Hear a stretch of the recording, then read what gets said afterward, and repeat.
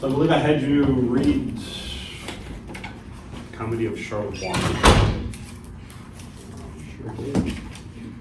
Can you all say Charleroi? Yep. What did we think of the Comedy of Charleroi? It wasn't that funny. It wasn't that funny. No, it was not. I was like, I know it's not a comedy, but can you explain why it's still a comedy? He's implying it's a farce. Okay.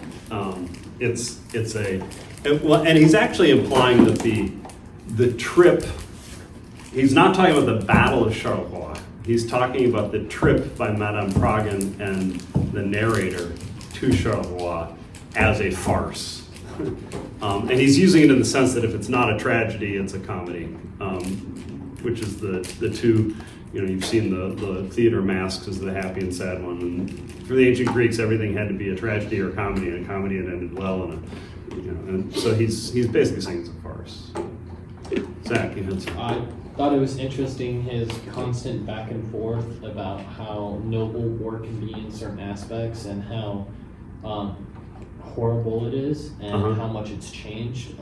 He definitely says the Middle Ages war, with knights and cavalry and that kind of stuff was much more noble than the mechanized war in which he was a part of.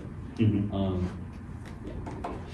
I should just mention, Pierre de La Rochelle was a 4-year veteran. He signed up at the beginning of World War I. He was at Verdun twice. The nastiest fighting. Verdun is probably the nastiest fighting on the Western Front. He was at Verdun twice. He was there all the way through to the end of the war. So he was 4 years in the trenches. He is intimately aware of what World War I was. But, yeah. I feel like it's kind of interesting because there are some elements of that sort of bourgeois sense of honor and heroism, but then it's he very clearly doesn't completely unlike all part on the Western Front, he doesn't just say that's completely untrue of war, but then he also is but it is also not true. It's somewhere in that area of parts of it are there, but not fully and not really. Any other thoughts on Drew La Rochelle? Kylie? And there's a long line where he's before war men are on their feet, or today means every possible position of shame, and there's other stuff later. He was and then men fail to be human. And I was what else were we supposed to do in that situation? Yeah.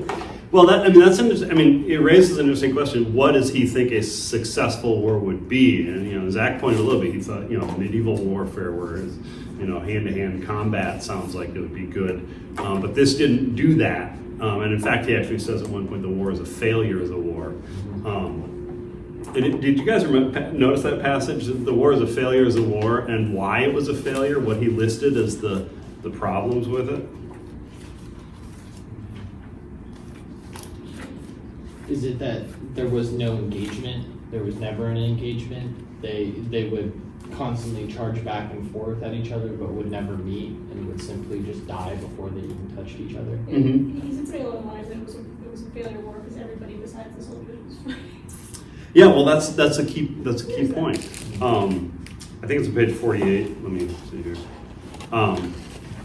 Right at the top of the page. And there lies the reason for the failure of the war, of the quality of war in this war. So there's a quality of war. There's an abstract quality of war. You can rate wars by their quality. Men failed to stand up in the middle of the war, at least altogether. They failed to overcome, to go beyond, or rather to go to their utmost limits. They failed to throw down their weapons, that mass of perverse scientific scrap iron. They failed to meet, to clash with each other, wrestle with and embrace each other.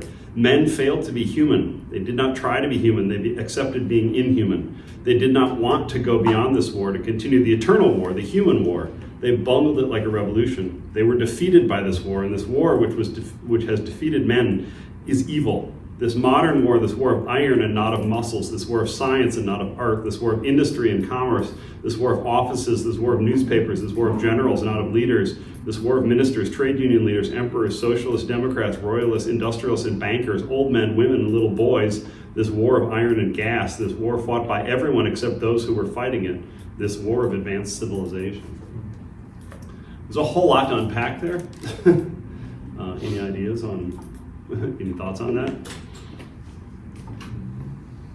I mean, the one thing, that Kylo was just mentioning is part of the reason it's a failure is that a bunch of people were involved who shouldn't be involved in war, like women and factory workers and socialists and et cetera. And that implies who is the only person who's supposed to be in war? Soldiers, men, right? Yeah. Upper class, white, bourgeois, skilled men. Uh-huh. Okay, I cut you off before. No, soldiers is plain and simple. He's lamenting the idea of total war and only believes that the soldiers should be the ones dictating and engaging in war versus the entire society as a whole. Yeah, here. Well, not only that, but like they should be the primary people being affected by it instead of like the bombings affecting all of the land everywhere. We should be seeing more of a death of soldiers, not the death of a land. Okay, all right. I also think that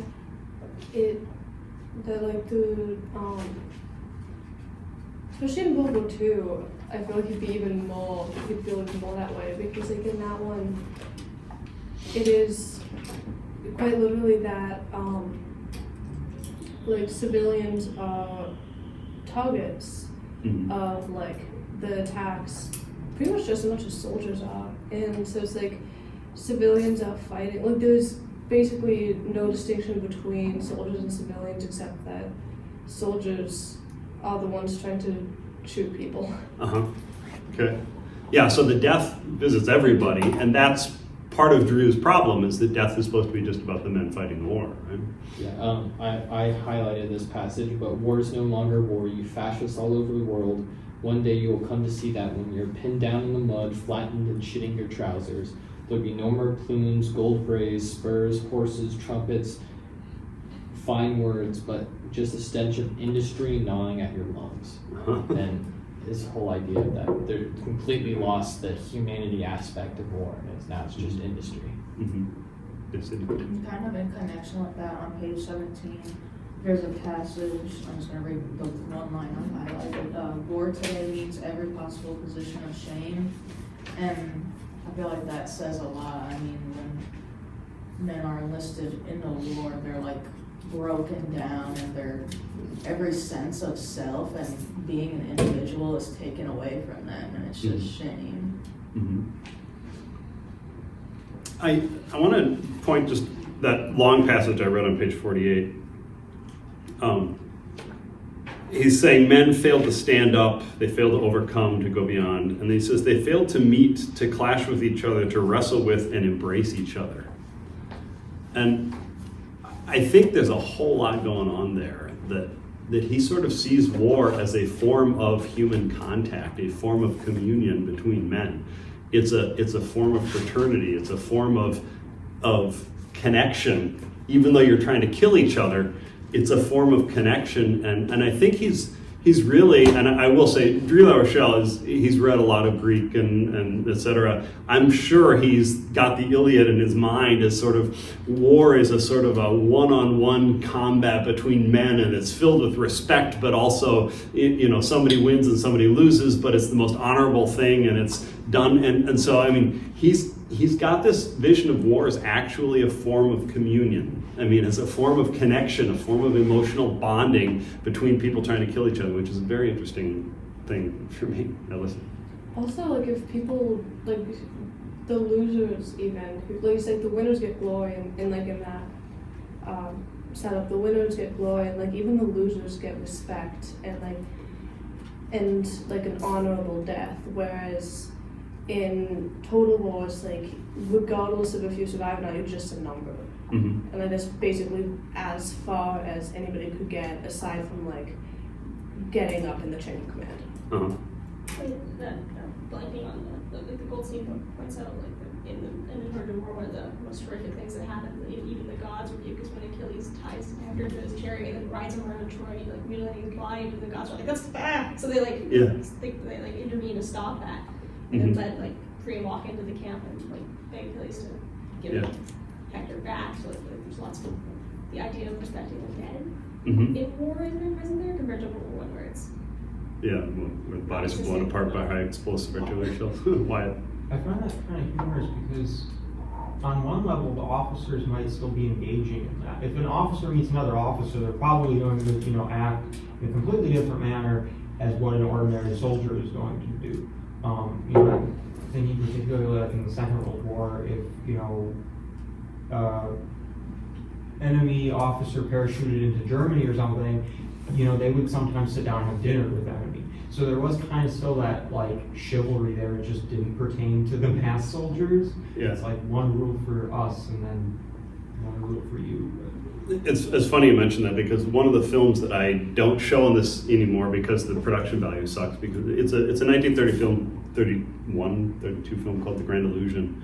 And it's, the gist of it is that a couple of French pilots get shot down and they wind up in a prison camp in Germany during the war. And most of what I wanted to watch was the dynamic between ordinary soldiers and aristocrats. And because one of the pilots who shot down is a French aristocrat, and when they get shot down, they get brought to the German airfield and they get given dinner. But his co-pilot with him is a commoner, and there's all sorts of awkwardness because the commoner doesn't know how to act in this sort of aristocratic situation. And then the camp they go to, the commandant of the camp is the same aristocratic German officer. He's been injured and he winds up being a camp commandant. And a lot of he keeps bringing this French nobleman, and he's sort of lamenting that our world is disappearing and that everything is gone, and nationalism is replacing that sense of class solidarity amongst aristocrats. That I'm an aristocrat, you're an aristocrat, you're German, I'm German, and you're French, but we have that aristocracy in common. We're not like those others. But the Frenchman is basically replying, no, I'm French and you're German, and I have more in common with the French people than you do with me. And it's an interesting dynamic about who do you belong to, and how does chivalry fit into that. And one of the key things is that the German officer keeps insisting on chivalry, and the French officer ultimately makes him kill him. But go ahead. I feel like we were thinking about like historic wars, like legendary wars, like the Trojan War. It's like, well, yeah, Homer wrote about the great kings in nobody was talking about the peasant fodder that the great kings were like, okay, come on, my citizens, let's go fight a war, and most of the time. So Yeah, absolutely. What do you think of Madame Pragan? What does she symbolize, emphasize? What's she? I think she emphasizes like the idea of what people back home thought of war. She thought it was definitely this more noble cause, and she was seeking for a story of her heroic son versus the reality of what he actually experienced. Mm-hmm. And the main character, I forget his name. I don't think he's named, actually. Okay. He has no idea how to explain it to her because she wasn't there to experience. Mm-hmm. I think he drew an analogy. How can I explain to her what war is like if I can't even understand what childbirth is like? Uh-huh. And that's a crucial comparison. What's he really saying? Men and women are different. Yeah, that women can't understand war and men can't understand childbirth. And so, I mean, obviously men can't understand childbirth from biological level, but he's implying that the inability of women to understand war is the same sort of fundamental level as the biology that doesn't allow men to understand childbirth. So he's implying that war is so intrinsically masculine that there's no way a woman could ever understand it or do it or anything. Kylie. I was also about to bring that paragraph up because I had my little notes. I was like, I hate the way you phrase that. Like the idea of there being like different battles, I think is very interesting. I think like kind of classic again, with like Sparta in particular. Their whole thing was, yeah, women also have to train really hard so they can bear strong children. Yeah. Which is a very weird thing that didn't happen a whole lot. Not that it worked anyway. Yeah, right. How do you train for that? Yeah. Yeah, and any other thoughts on Madame Pragan? What about all her medals and her nurse's uniform, etc.? It rankles the narrator. and I mean, she's basically claiming glory. She's claiming a part in the war. She was a nurse. She's gotten medals. She's claiming what he sees as the epitome of masculinity, and she's trying to take it for herself. And he thinks women don't understand war, and they can't. And this is an abomination that she is getting glory from war, right? I think that's just him being sexist. Like, she still experiences. What, you think he's sexist? No, I mean, because she still experienced much hardship. We read Not All Too Quiet on the Western Front, which is it still shows the horrors of war, and definitely something that they experienced. I mean, I'm sure it's just as traumatic to see somebody blown up as to try to sew somebody that was blown up back together. Mm-hmm. Yeah, it almost felt like he was suggesting that she had done nothing. Yeah. But I mean, think about what he thinks war means. It's two men meeting in this sort of communion of violence, and he doesn't think women have any part in that. So he can't imagine that she did anything productive in the war. And in fact, her involvement in the war is why the war was a failure, because it was a war of women and factories, and and he's like, if the wrong people get involved, it makes the war a failure. Kylie, listen.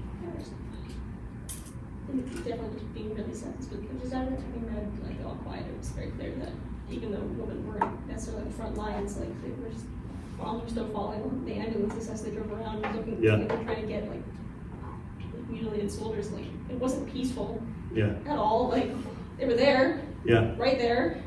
Yeah. Listen and then what? Also, I feel like the fact that like nurses did have to be involved was kind of it was like a symptom of the reason that he thought that the war was a failure, but it wasn't like because the women were there. It's like they needed to be there because like it wasn't just like a duel, like an honorable duel where people aren't getting blown up, but like if it was the sort of war that he would have wanted to be, then there wouldn't need to be as big of a focus on medics and nurses, because there would be just less damage. Carnage. Yeah. Yeah. Why? I'm curious what he thinks of, I mean, if you're getting invaded, you don't really have a chance to be very, like, chivalrous and say, no, this is how we're gonna fight it. It's just kind of, those are the weapons they're using, so we better use pretty much equivalent weapons or we're gonna get our asses kicked. So, like, what is his, I don't know, I guess, opinion or take on that?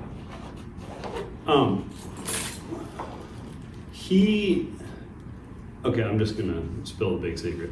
He's a flaming fascist who totally loved Hitler. And he collaborated with the Nazis in World War II when the Germans took over Paris, and he committed suicide at the end of the war because he knew he'd be put on trial for collaborating with the Germans. And he is like, his picture of masculinity is exactly what drove him to fascism.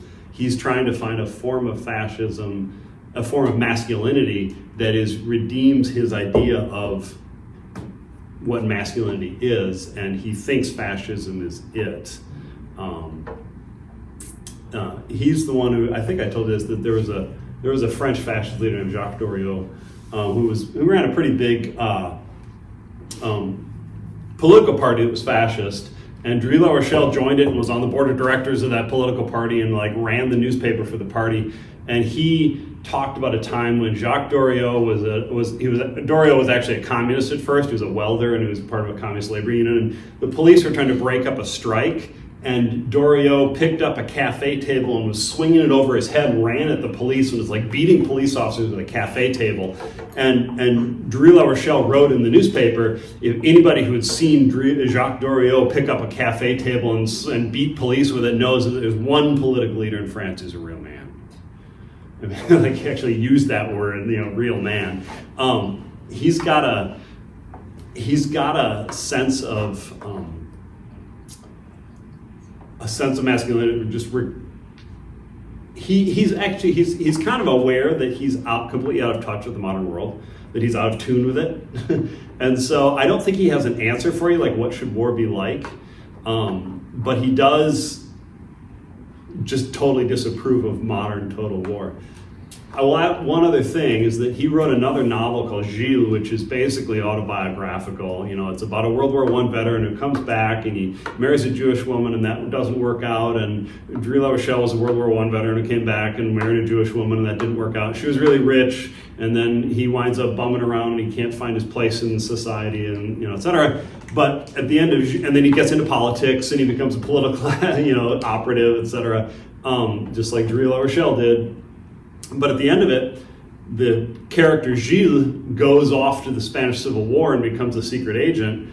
And he's at this one spot where the communists are attacking the nationalist position. The nationalists are basically fascists. And he could leave because he's not in the army. He's an intelligence agent. He could leave, but he decides to simply pick up man a machine gun and just die fighting. But the description of the machine gun and the vibrations penetrating his being, it becomes very obvious it's totally sexual.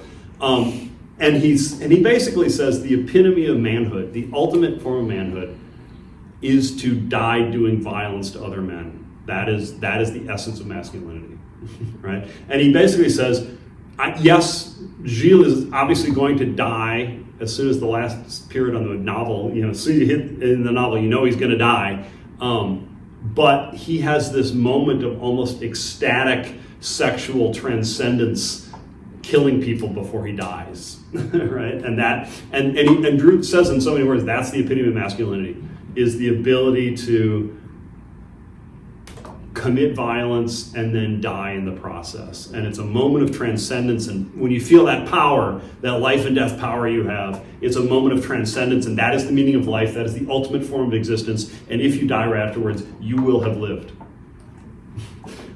Which sort of is an embrace of total war in a way. I think Drew really, that novel came out in 1939, so it was before World War II. But it really is an embrace of total war that isn't quite there in this, which was written much earlier.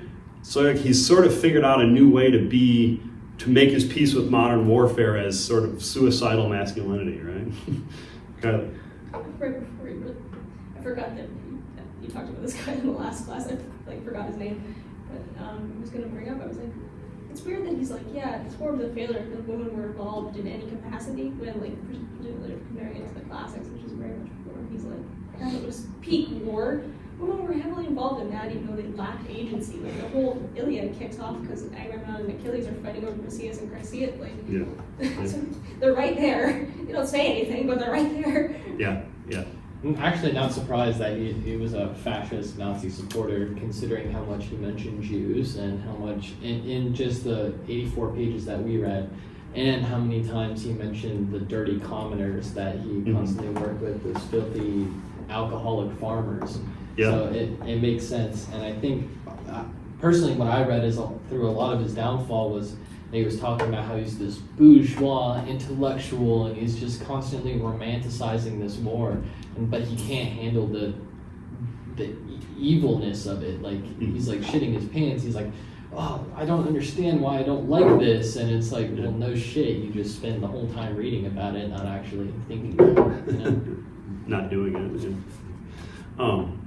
Yeah, so he's definitely, he definitely is an intellectual. I mean, he's got the lycée education, which is the French version of the gymnasium, and he's the elite, elite schools kind of guy, and he was a very successful novelist. I mean, Gilles was a major novel that was seen as a great piece of literature in the 30s, and then didn't seem to weather the war very well.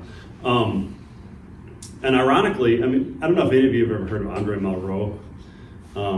He's probably the most famous of these. There's a whole series of French novelists who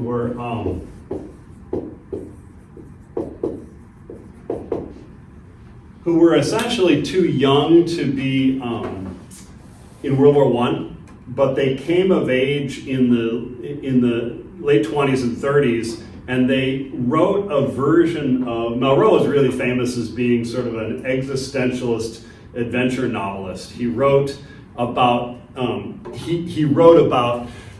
revolutions. He wrote about China. He wrote about the Spanish Civil War. He wrote about Americans, or not Americans, but Frenchmen running off and fighting in wars or revolutions and engaging in violence. And he imbued it all with a sort of an existential sense of life is meaningless.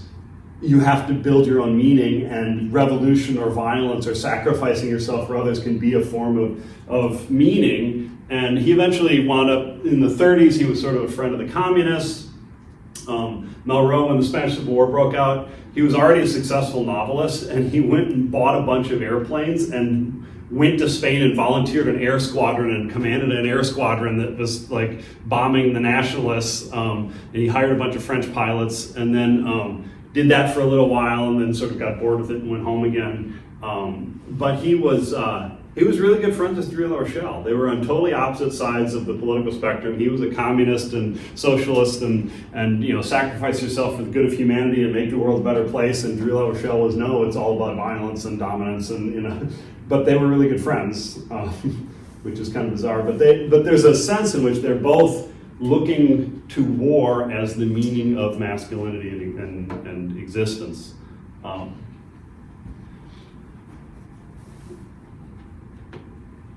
Questions? We're gonna look at fascism after World War I, and we'll come back to Dreux La Rochelle. Keep him in mind. Right? I'm going to talk about some German novelists who, like Ernst Junger, who embrace the same idea. But any questions? But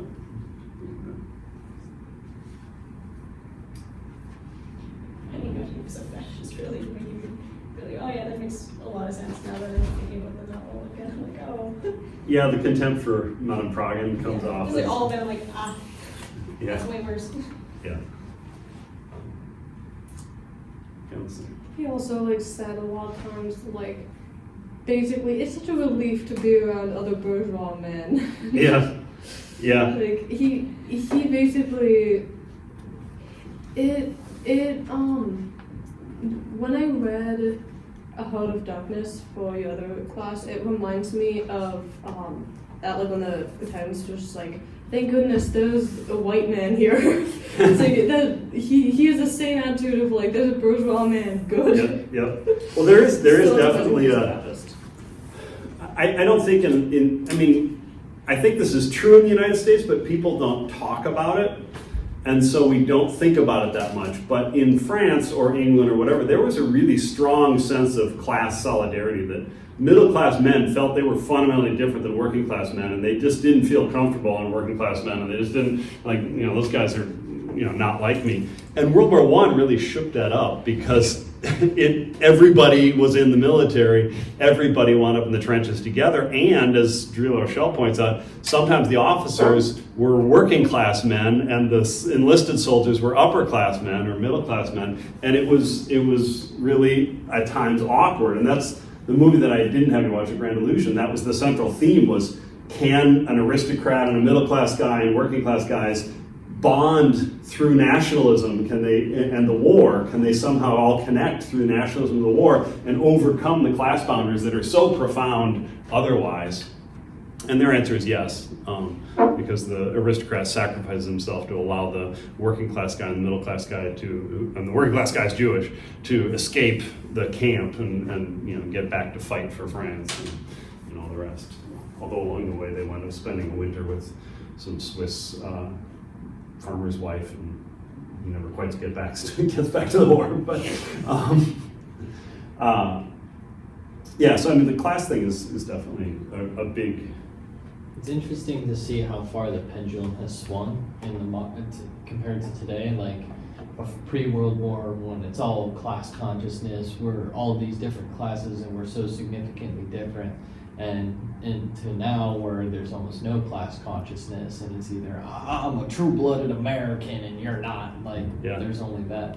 Yeah, and to a certain extent, we are at the end of. We're at the end of the process that you can see starting with World War I, which is where nationalism has run over class consciousness in a lot of ways, and become a more primary form of self-identification, self-definition than class, which was I think some of the combined races has succeeded at really making people particularly in lower classes be like, instead of being like, hey, maybe you should treat us better. Yeah, yeah. Absolutely. Any other thoughts on Drew La Rochelle? All right, now I want your thoughts on a very long engagement, or at least the first hour of it. I like it. Very French. It's very French, yes. I dread asking this, but do you understand what's going on? Yes. Okay, good. I mean, there's a whole lot of characters, and a lot of them look pretty similar, and you know they're wearing uniforms, and it's so quick about these little snapshots that it's sometimes hard to figure out. I don't really remember what's going on, but like, I feel like I had an understanding of it. Okay, listen.